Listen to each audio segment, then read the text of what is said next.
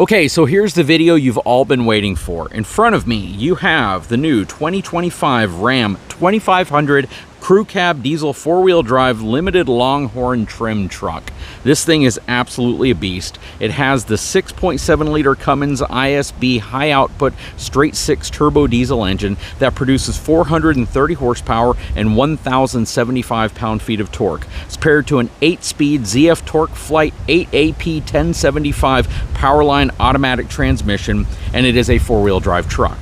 Next to it, you have my 2024 Ford F450 Platinum Crew Cab dually truck. This truck comes equipped with the 6.7 liter Power Stroke paired to a 10-speed automatic transmission. This produces 500 horsepower and 1,200 pound-feet of torque.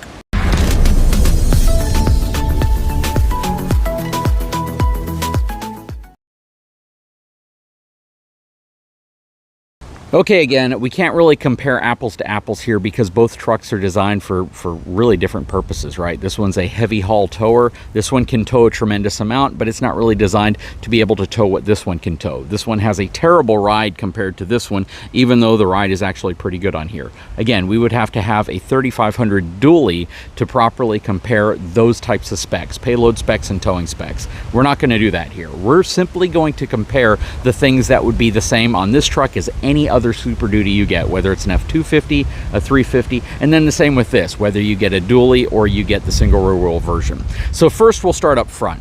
As most people know, this is an aftermarket bumper. This is not the bumper that comes on this truck.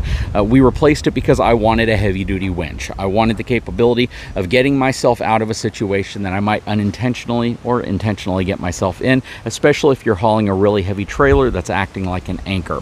However, both front bumpers from the factory, which mine's sitting back there, look fantastic. I think the front ends of these trucks are really bold. This is definitely an evolutionary change from the last Ram grill, and they've done some really crazy things like stacking the headlights up. A lot of lights on this, a lot of light output. There's LED accent strips, and they're animated, which is really nice. Plus you have projectors, plus multi-projectors on the bottom.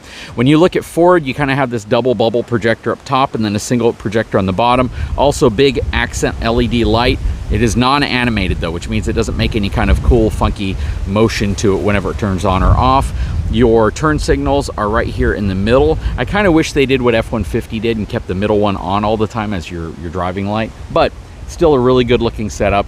If you are traditionally a Ford owner and you like Ford, this is probably going to appeal more to you. If you are a Ram owner, or shoot, even if you're a Ford owner, this would probably appeal to you as well. They both look great. Now, one thing that is absolutely worth noting, and you may or may not be able to tell from this shot, is they're both roughly the exact same height. Even the mirrors are about the same height off the ground, except the Ford mirror is a little bit taller.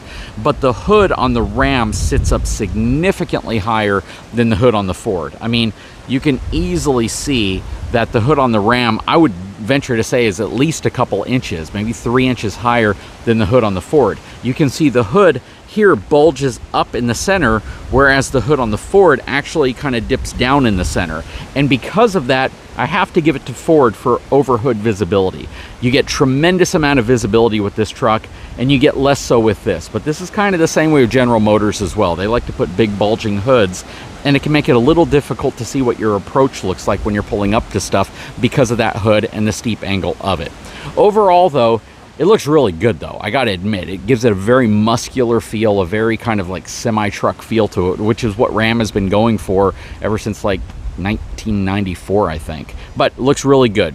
Fog light output, headlight output, high beam output on this truck is fantastic, as is it with Ford. They both do an absolutely great job with LED lighting technology up front and the projectors giving you a large swath of light on the road for you to see what's going on at night. Front parking sensors are finally something that Ford has offered since 2023, even though Ram has been offering front parking sensors on their higher trim trucks for some time. So Ram definitely kind of has the advantage there because they've been doing this for a lot longer than Ford. Both trucks have radar cruise control. Both trucks have all sorts of blind spot mitigation, lane keeping, all of the stuff that you would expect from any luxury vehicle. And to be frank, a lot of entry-level vehicles now have some of that tech as well. Coming down the side, I can't really compare you know, running gear, tires, and all that stuff, because again, there are two different types of trucks. This has the 19.5-inch Alcoa copies on it with a very commercial grade tire that is not designed to be the smoothest tire, even though it's smooth, but it's rough because it's a very stiff sidewall. This tire right here is more designed to be an all-terrain tire. This is a much more comfortable tire, much softer, and it's on a 20-inch wheel, so it has a really, really nice appeal. But again, two different classes of truck, not necessarily something you can compare. What we can compare are these bad boys right here.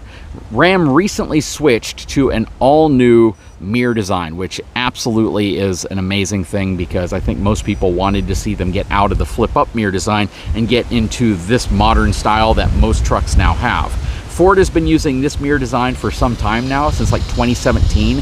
Really hasn't changed, but even prior to that, they had a really, really good mirror. Let's go on the other side so you can see what they look like. Okay, so as you can see, they are very similar in some ways and very different in other ways.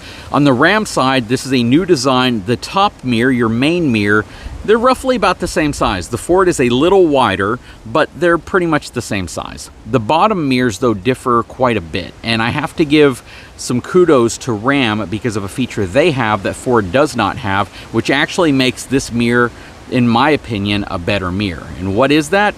The fact that that bottom mirror right there, your spot mirror, towing mirror, whatever you want to call it, is power. I can control it from the driver's seat. I cannot do that on the Ford truck. This has been a big miss for a long time from Ford. Hopefully it'll be in a new generation, I don't know. But not having a power bottom mirror makes it a royal pain when it comes to adjusting that mirror. I have to get somebody else to do it, or I have to get out, move it, get back in, and see if it's aligned properly. Ram has been doing this for quite some time now, I think since like 2019 or something, and that is an absolute awesome thing that they offer that Ford doesn't. Where Ford kind of makes up some points, though, is the fact that they don't put their side view camera on the mirror like Ram does. See, you have that camera right there, which is on the mirror, which makes that bottom, or at least the mirror assembly, which makes the bottom spot mirror shrink in.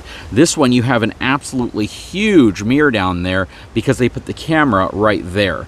Don't know why Ford doesn't just put a power mirror in the bottom, but they don't, and because they don't, this is better. But you can also see that Ram has a mirror here as well. So a lot of the technology that Ram offers gives you a tremendous amount of visibility when you're driving. And one of those is the fact that that camera right there gives you a great view down the side of your truck when you're hauling a trailer. They try to do something similar here, but it does not execute as well as this one because they have to get some crazy skewed angle of this camera right here to be able to give you that side view. This one has a dedicated camera that looks down the side of the vehicle, which is actually pretty impressive. They both have spotlight features on the mirror.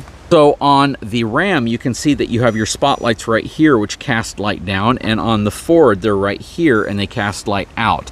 Ram actually projects a lot more light off to the side of the truck because of their design versus Ford. But it's nice to have them on both. They both do a reasonably good job, but I'd have to say if I was scoring it like 1 through 5, this would be like a 5, that would be like a 3.5. But overall, they both have that type of technology, which is nice. They both power fold, and you can set that to do it whenever you lock the vehicle or from the inside using the button as well.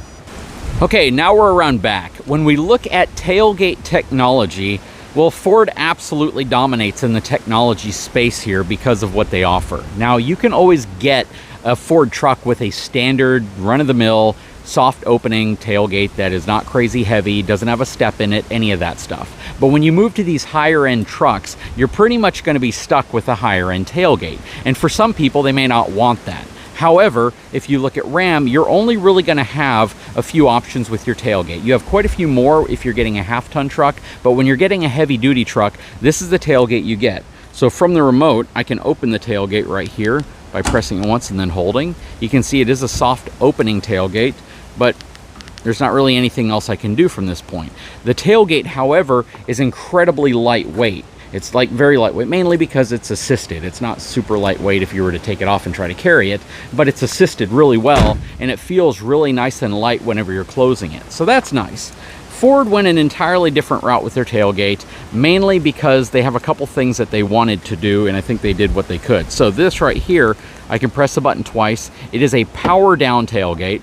and a power up tailgate, which means that as it drops, it's not just softly opening because it's dampened, it's softly opening because there's a motor opening it, and I can press the same button to close it. But before I do that, Ford offers this step. I don't think they call it the man step anymore, but it's still kind of the man step because it gives you really nice, easy access getting into the bed of the truck. And I think most people know what it does, so I don't need to deploy it.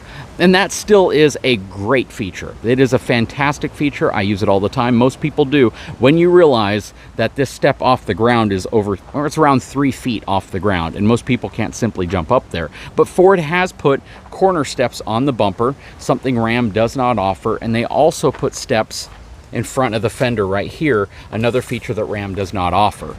Well, Ford actually kind of took some of those features, I think, from General Motors, because GM's been doing that for a while, and they offered the same steps in front of and behind the fender on General Motors trucks. This is, again, something Ram does not offer, even though there are optional steps that you can get that deploy out beneath the bumper, which can certainly help you get inside of the truck. So you can always add steps on the other side as well. So this isn't a crazy deterrent from getting this truck.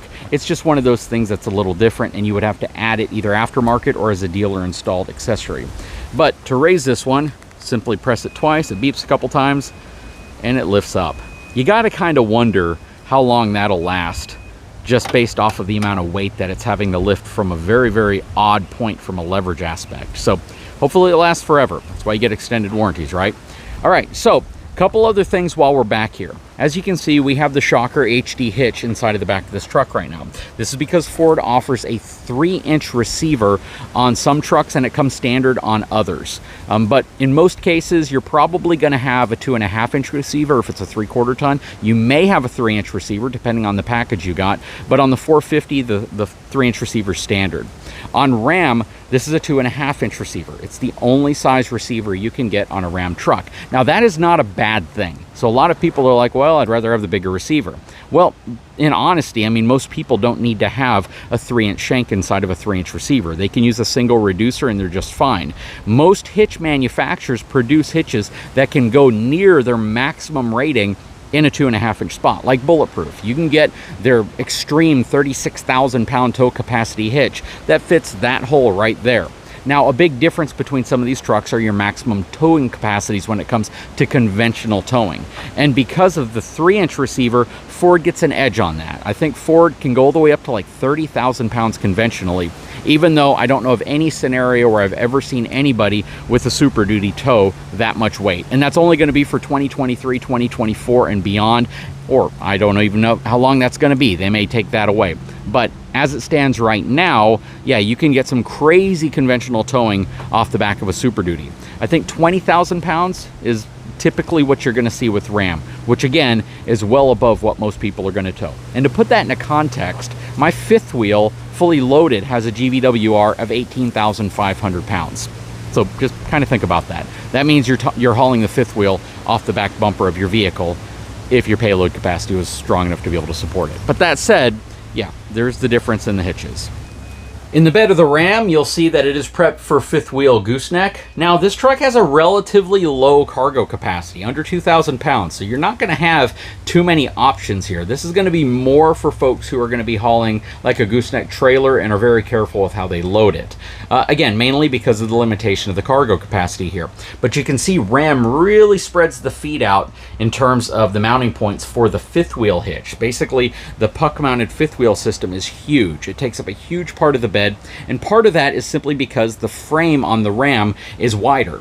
So back here, the spacing where you can actually put your mount is spread out much wider on the Ram than Ford. Ford's frame rails are narrower inside of the bed of the truck.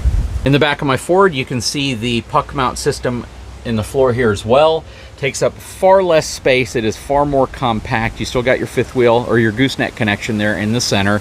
But yeah, I definitely lean more towards Ford in this one, mainly because it takes up such a smaller footprint, and because of that, it tends to be lighter weight as well. Now, on this side of the Ford, you have some features that are kind of blocked by my mini fire extinguisher, and that is the Pro Power onboard system. It's 2,000 watts worth of power at the back of the truck, and it gives you the ability to power up things that use more power draw. So that is really nice. And on the back of the Ram, you also have power back here, a lot of it. Actually 400 watts more than what you get with the Ford. You get 2,400 watts worth of power back here versus the 2,000 watts that you get with the Ford. And then you also have your auxiliary camera connections and your 7-way connection in here if you're going to be hauling a gooseneck or a fifth wheel. Now both trucks feature camera connections in the bed, but Ram features them also on the back bumper right here next to the license plate. But what they don't have is a traditional 4-way connection there for your lighter trailers. On the Ford, you actually still get the 4-way connection down here, so you can connect directly to some of your lighter utility trailers and cargo trailers that have a basic connection without trailer brakes. Now getting into the truck, they both have automatic deploying running boards, and they're both very similar overall, so there's not a heck of a lot of difference here. It would have been nice if Ram offered some that went all the way back to here, because that would make up for the lack of a step right there, and it would give you easier access into the bed. Actually easier than the Ford, because it extends out further than the step that's kind of embedded into the side body panel. As we open the door, this definitely is going to have more of that King Ranch competitor feel to it. But what's nice though is even when you get this in a Longhorn package, you're going to have LED taillights. With Ford, you only get LED taillights with a Platinum or Platinum Plus package, or the limited package, which is no longer offered anymore, which is kind of a shame. I think if you're opting for a King Ranch, you're doing it because you like this ranch kind of Western appeal to it, and you should be able to get the LED lights as well. But yeah, they took that off of the ticket. That said here, absolutely beautiful. Real wood. Love this really cool kind of copper gold tone. It is a beautiful interior in this truck. Absolutely stunning. Full digital display up here, 16.5-inch screen over here. Most of your controls have kind of migrated their way onto the screen, so even if you get this with upfitter switches, I don't think you get physical switches anymore. They're actually on the screen above where your choices are. You still get your AC controls that are independent of the touchscreen, which is really nice. You have the backup assist now, so you can back up a trailer with this little knob if you struggle doing that. Trailer brake controller's in a really good spot, and then you have your 4-wheel drive controls here, push button start, and this really nice center console area that they've been using for a while. Gives you a lot of capability. Wireless phone charging for 2 phones, which is nice. Plus, look at all those. USB-C, regular USB, USB-C, regular USB, USB-C, regular USB, and an HDMI, because you have another monitor right there that allows folks to share their screen onto that screen whenever you're driving. So that is really cool. And then again, this huge pocket down here, which my wife loves. This is like where her purse would live if she had a truck like this. And then over here, coin holders. Really nice center console space. They do a fantastic job with Ram and how they design all of this. A lot of functional spaces. I mean, you get dedicated coin holders like this, plus you still get a huge glove box. I got stuff inside of here right now. You get this giant glove box. You got measurement charts up here if you want. They've been doing this for a while as well. If you use this, leave a comment below. I don't know if this is like just cool to have or if it's something that people will actually use. But if you've ever used this chart on the bottom of your center console in your Ram truck, let me know. They've been doing it for a while.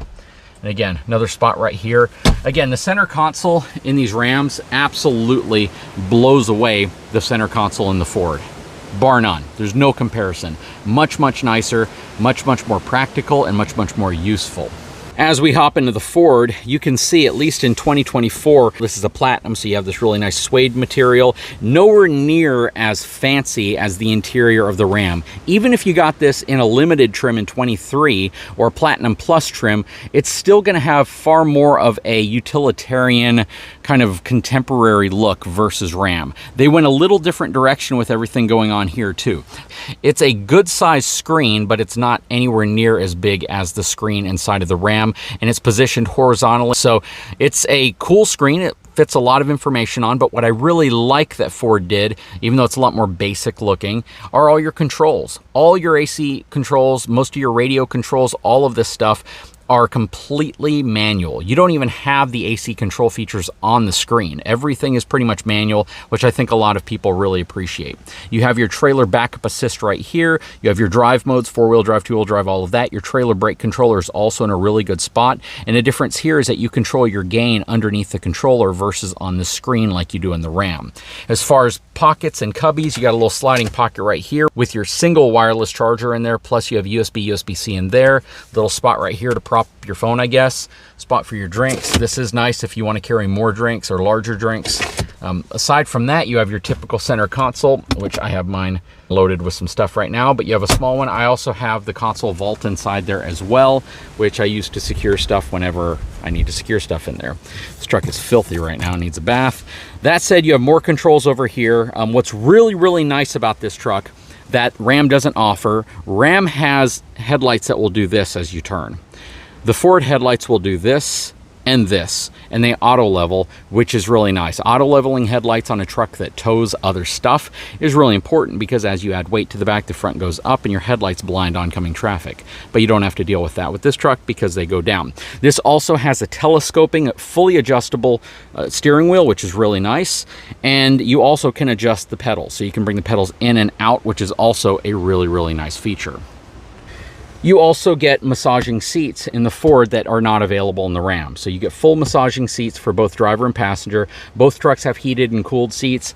And in my truck, I don't have a sunroof because I didn't want a sunroof and I found a truck without one. So that's why there's no sunroof. But typically, if you get the sunroof, it would be a dual pane panoramic sunroof versus the standard sunroof in the Ram, which I would actually prefer the standard sunroof. This Ram actually has the camera rearview mirror standard. I had to add it to this one, to my 450, but I like the fact that it actually has a dash camera built into it. So I have a front and rear dash camera, which kind of elevates this one over, but it would have been nice if Ford offered the digital mirror in this truck standard, which it does not. And then quickly in the back seat, Ram's back seat, if you don't get the mega cab, is a little bit smaller in terms of leg space. It's a little smaller by about like 3.5 inches, but it looks beautiful with this limited Longhorn trim though. Absolutely gorgeous. You do have storage underneath the seats as well, and this folds out so you can turn it into a completely flat area if you want, which is nice. You have a hump right here in the center, which Ford does not have. It's completely flat, but they also give you some really cool cubbies down here that you can put ice and all sorts of other stuff in, and some nice buckles back here to be able to open up and get into these storage areas. This looks beautiful. AC vents, USB-C plus your USB, and you get 110 power back here as well. But it is a beautiful, beautiful back seat area. And then in the Ford, again, far more utilitarian, has some nice little designs here as well. Nice little aluminum accents, more legroom, significantly more, even though the cushion is a little shorter because you don't have that little part that sticks out. But even though you still get more legroom in this truck, and it's completely flat across the bottom. And then you have your controls here for your heated seats as well as USB-C. You have a 110 outlet back here, and you get a standard 12-volt cigarette lighter style plug-in here, which is nice. Still a really nice looking interior, but again, it's not as fancy Western looking as the Ram, and you get a little bit more room, which is also nice, but pretty cool. If you get the King Ranch, it looks a little more Western, but not like the Longhorn by a long stretch.